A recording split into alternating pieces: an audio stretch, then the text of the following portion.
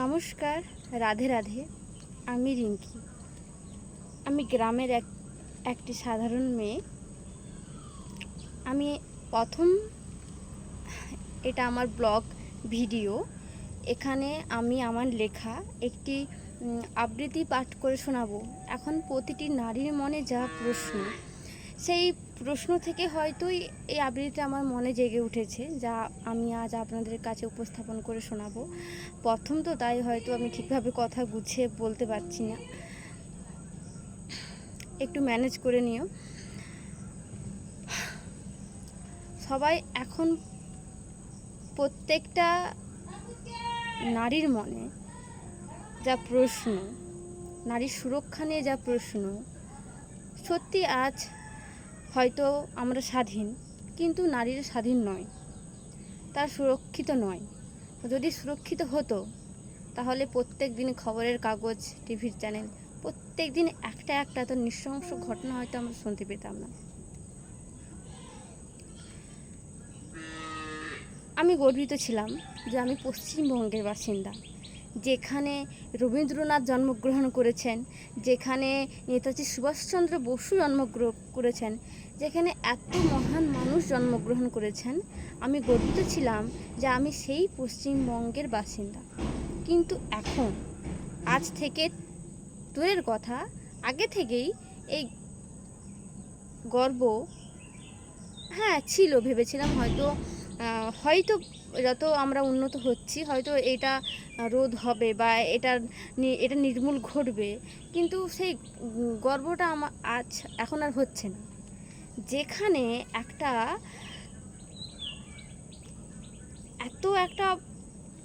কি বলবো, একটা বিচ্ছিরি ব্যাপার নিয়ে মানুষকে পথে নামতে হয়, আন্দোলন করতে হয় দোষীদের শাস্তি দেওয়ার জন্য, সেটাই কি লজ্জার ব্যাপার নয়? আমি কিছু বলতে চাইছি না, বেশি কথা বাড়াতে চাইছি না, শুধু এইটুকু বলবো, অনেকজন ধরা পড়েছে, কিন্তু আমাদের থেমে গেলে চলবে না। যে আগুনটা জ্বলেছে সেই আগুনটাকে নেভালে চলবে না, কারণ এখনও দোষীরা ধরা পড়েনি। আমাদের এইভাবেই রাজপথে নামতে হবে, এইভাবেই আন্দোলন চালু রাখতে হবে। তো এই নারীর সুরক্ষা নয়, নারী যে অসুরক্ষিত, এই নিয়ে একটি আবৃত্তি আমি লিখেছি, যা আপনাদের কাছে আমি উপস্থাপন করে শোনাবো।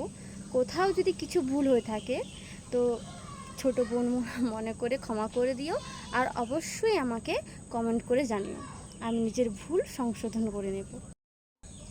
নমস্কার। হে মানব জাতি, হে মানব জাতি, হে প্রকৃতি, করজোড়ে একটাই প্রশ্ন তোমার দরে, নারীরা কি ভোগ্যবস্তু লোলুপ পুরুষ জাতির তরে? শুনেছে নাকি নারী মানে দশভুজা দুর্গা, নারী মানে শ্মশান কালী? তবে কোথায় তার অস্ত্র, কোথায় তার বাহুবলে অসীম শক্তি, কোথায় তার বিনাশকারী দৃষ্টি, কোথায় তার স্বাধীনভাবে মুক্তি? আগেও নারী পুরুষ জাতির কাম নিবারণের বস্তু, আজও নারীকে শোষণ করে হিংস্র লোভী নিষ্ঠুর দস্যু। আগেও নারী পুরুষের ক্ষুধা নিবারণের খাদ্য, আজও নারী পুরুষের বাহুতলে দলিয়ে যেতে বাধ্য। তুমি সভ্যতা দিয়েছ, কিন্তু সভ্য দিতে পারোনি। তুমি শিক্ষা দিয়েছ, কিন্তু শিক্ষিত দিতে পারোনি।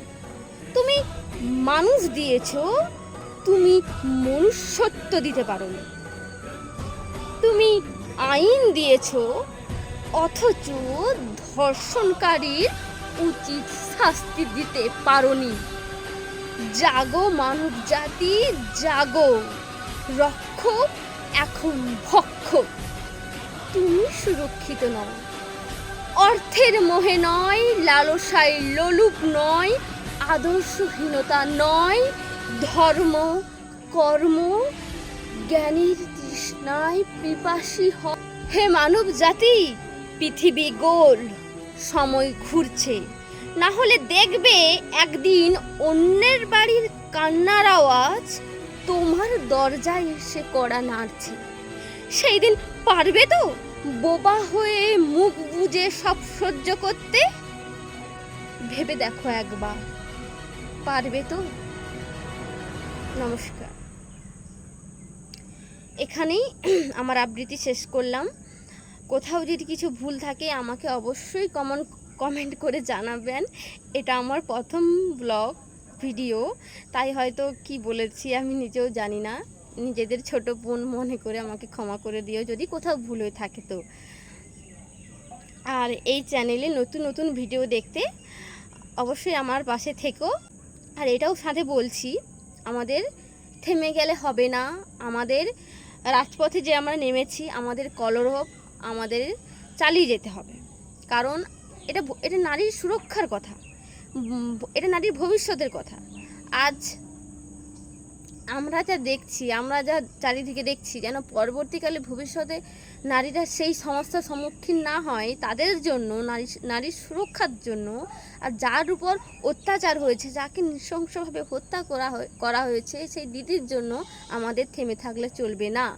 যতদিন না দোষীরা শাস্তি পায়, শুধু দোষীরা কেন, এই নৃশংস অপরাধ যতদিন না বন্ধ হয়, ততদিন আমাদের থেমে থাকলে চলবে না। কারণ যত আমরা মুখ বুজে সব সহ্য করব, অত্যাচার ততই দৃঢ় হবে। তো এখানেই নমস্কার, ভালো থেকে সবাই দেখা হচ্ছে কাল। রাধে রাধে।